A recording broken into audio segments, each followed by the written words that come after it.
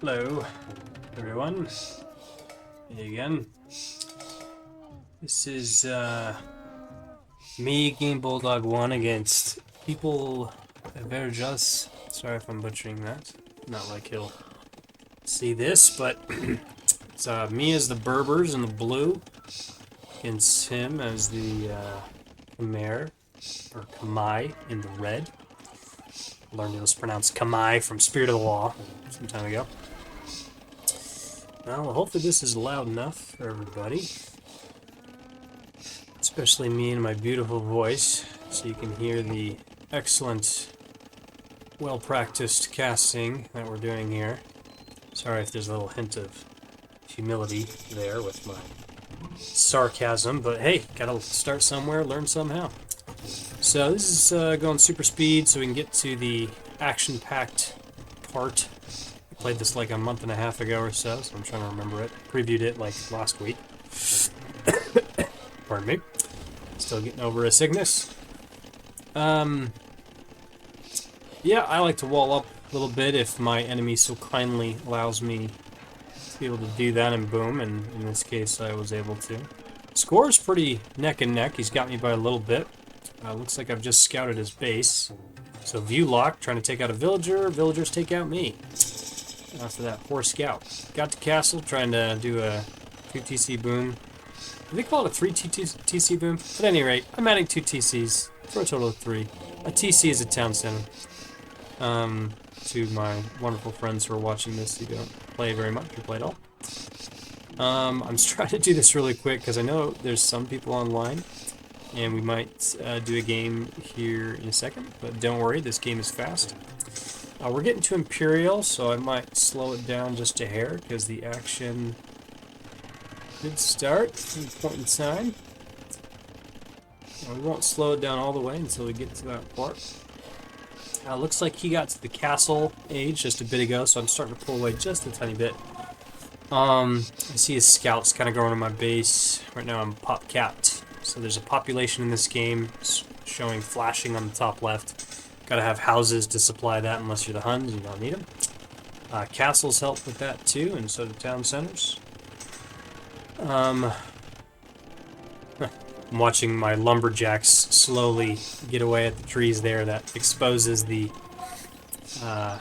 my base here, because the wood line's gone, and I put some villagers out to hopefully remedy that problem, or maybe we'll go for some more wood.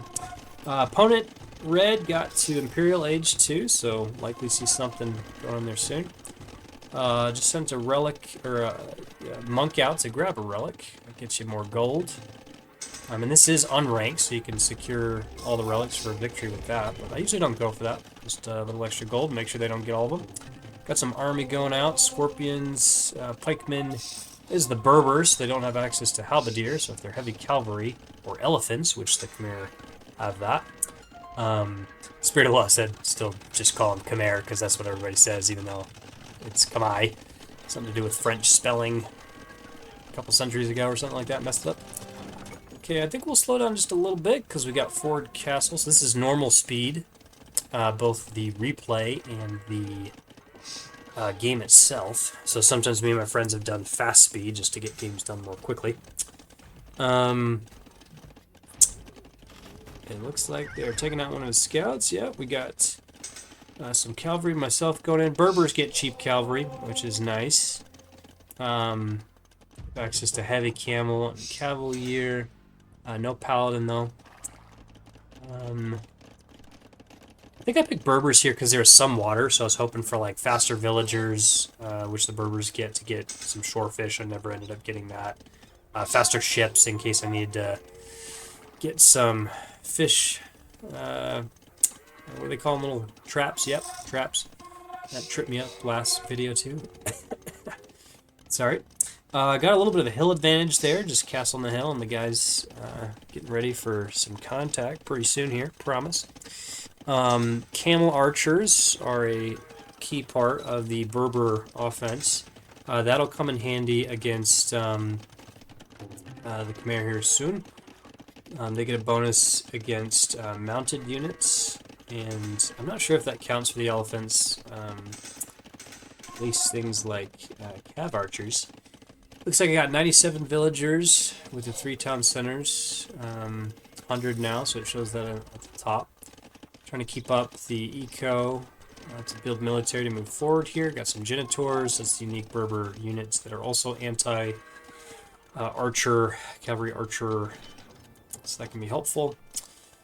Looks like I got a scout again, trying to take a look at what's over there. Red's expanding pretty good, though my score is considerably higher.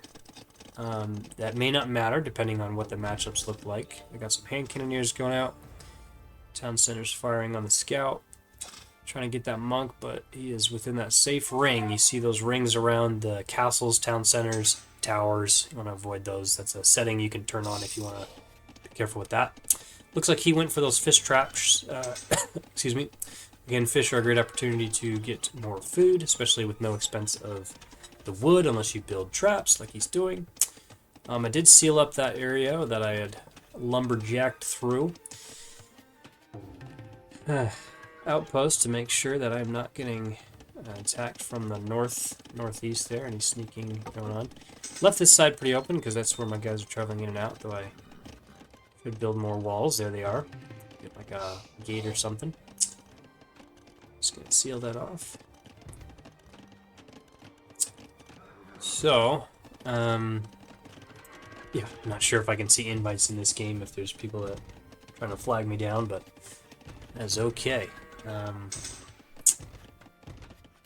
Floating a little bit too much food and gold, and I guess arguably a little bit of too much wood, but for 36 lumberjacks on there is not bad. So this is where I like to get up to max pop and slowly move in, get more, almost said minerals there, gold, stone, I mean resources, right? Hey, StarCraft's a good game too, minerals that's the lingo for that one. We were doing that earlier this year, and then switched to Age. Been fun, and just doing some casting for friends that requested it. Even though I know, don't get a ton of views. My last one had the most, probably with the nice clickbait title of how the extreme AI works. But this is a real PvP game, so I don't know what I'm going to call this, but it's like a face-off. 1v1 face-off, maybe.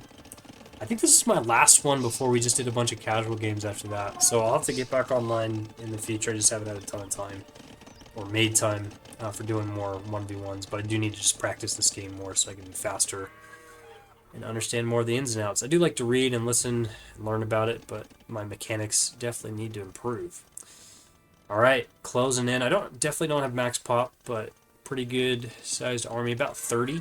Yeah, 33. Looks like I got selected there. Got mostly camel archers. When I start getting those castles going, they tend to be an easy one to want to select and build up, so... some pikemen though, some monks, scorpions, hand cannoneer, cavalier, genitor, camel, and there's the treb. So that means we're gonna try to move in. He's got a couple fortified archery ranges there.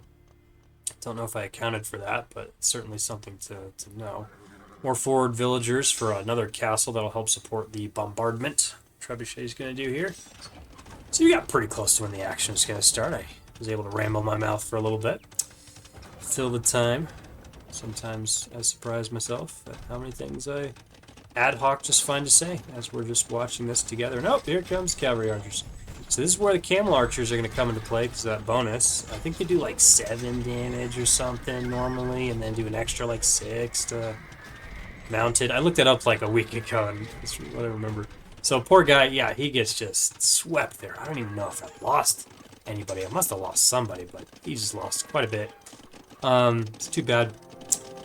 But good first engagement, points-wise, up by about 1,500. We are on view lock, so you get to see from the player's perspective, in this case my perspective, what I'm looking at doing. I have a bad habit of looking away during battles. So I like to make sure the eco is good, because in case my guys die, I want to rebuild. You just don't want to get swept too hard. There is that fog of war that my opponent cannot see everything that I'm seeing, that we're seeing right here. So even if I were to die, you just kind of hope that he doesn't come through and wipe me out before I rebuild. So I can see he's working on a little something there. There's a barracks. He's got stone walls up, so he's pretty well fortified. But I don't know what else he's got or what's coming next. We saw cavalry archers, so more camel archers is a good response to that. more trebs, see if we can treb them down. A lot of these games can be, especially at lower elo, that's the ladder ranking like myself here. A lot of these games can be just trying to build up and siege them down, and so whoever gets to those trebuchets first can be have the upper hand. Okay, he was building a castle, so his own support, but that's the benefit of having the trebs out on the field before he does, so I can keep knocking them down. We're bringing down that barracks that we saw. We're bringing down a house. Scorpions tend to get a little too close there. The castle fire does tend to, when they lock in on someone, they fire beyond that little ring. To extend that ring of range, you can research fletching, bodkin arrow, and bracer, depending on what the civilizations have. And you can extend that range up to 3. There are special civs with other unique things like Teutons with crenellations, and for range on their castles, which is a +3, which is nice. What else we got here? Getting closer, just 15 away from max pop. Oh, and there's his army, so he's bound to have something. More cav archers, which, if I have enough guys, could work for me. Looks like his ballista elephants went down, and his camel archers were, or cavalry archers were getting a good snipe on my trebs there on the side. Now they're getting hit by some of the pikemen too, hand cannoneer, camel archers. They're just going down fast. Not as strong as they could be, but here comes a big batch of ballista elephants there. They're going for a treb, which is not bringing them down super fast. So I kind of regroup so the castle fire gets on them a little bit. That treb still hasn't even gone down. Monks trying to get some conversions, but get sniped. Weren't far enough away. Here's my ranged guys taking some shots. We need to get those camels in there, though. Treb finally goes down. He's backing off a little bit because he's taking on a castle fire. Another ballista elephant. Getting hit there. Treb's trying to fire on him. Cav archers getting hit. He's lost almost all of his cav archers, but he's still got a good amount of ballistas. Trebs are trying to fire at those, which those can be notoriously hard to hit. Not that they're elephants, just trebs are bad at aiming at units. So I still got a lot of guys alive there. I kind of just backed them up to keep them safe, heal them up with the monks, and they just took a lot of castle fire. Elephants aren't too mobile. Score-wise, we're up by like just over 2,000, so they can't have too much left. That was a good strike, but just not enough went down. See, there's the eco for me, just rebuild, rebuild, rebuild. I've got over 6k wood and food. Just a few hundred gold, though, so gotta utilize the market. He's got some trebs now, firing out at least one. And so villagers are just clearing our flank there to make sure he doesn't get us from that side, which his elephants did start to go to, but now are coming back. 2 trebs. Trebs stands for trebuchet, for those who didn't get it. Growing up, I actually called them trebucket, because I didn't know how they were pronounced. Lots of camel archers. Again, just easy to amass for me. I use the hotkey Control-Shift spacebar to select on military, and that's how I get out fast. His Khmer ballistas are trying to get in to get some shots, getting just a few kills, but not too much, some pass-through damage, but they're just getting destroyed. They do soak up a lot, but I just have way too many units. Trebs are firing back at his trebs. Monks are trying to get some conversions on his end, and he GG'd at that point. Just way too many hits on his elephants and previous cav archers. Yep, calls it there. Beautiful last shot there. See if we can get a good snip of that. Sorry, we gotta do it on video, but you know, just gotta get that thumbnail, right? Gotta do this before I forget. See, that's gonna look beautiful. Beautiful, wonderful. All about the YouTube. So, looking back here, looks like he had some deer. He could have got. I don't even know if I got mine. Okay, he had some cav archers in the back. A beautiful base though, like really, really cool. A lot of guys on gold, so he was doing all the right things. I think he just saw the massive army and he just kept getting swept. Whenever you throw this, what happens with the AI a lot, when you throw waves of guys at the enemy, the bigger mass, when I play a little defensively with that death ball, it tends to just kind of like, you know, make this happen. His smaller death ball goes to my bigger death ball, essentially. And nothing cheeky from the Khmer. The Khmer are known to do a lot of crazy stuff, so he played it Very well, very safe too. I just had the up on him, a little bit of an advance. Maybe a little bit of a hill bonus earlier. You get 25% more damage going out and 25% less damage coming in. Hera's got a good video on that where he does it Spirit of the Law style, where he goes over the best visual I've seen for that yet, how important that is, how helpful that is. The Tatars bring that further with additional 25% damage from elevation. Georgians with a bonus on that too. Just fun stuff like that. So a good game. Again, my last 1v1 online. I did like that slow style, build up, duke it out, see what happens. He did a great job collecting gold there. Looks like he was over towards my part of the map as well. I did not know he was out there that close, so he did a good job. More map exploration helps with that.